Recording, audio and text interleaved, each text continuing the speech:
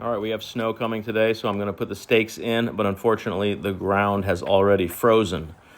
So if you're having the same problem, it's a little frustrating, but there's a super quick trick to get this done. You're going to get your DeWalt drill. I'll put links in the description to everything I'm using, and you're going to get a masonry drill bit.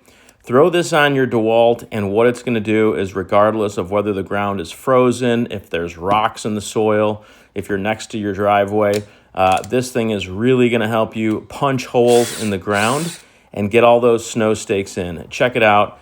This thing will drop a 6-inch hole into the frozen ground super easily, and then I'll just slide my stake in. This is going to save you probably hours of time, so I'm just punching holes in all along the driveway, throwing my stakes in, and this project will be done in less than a half hour. Thanks for watching. Check out the description for more information and hit that subscribe button if you'd like to see more videos.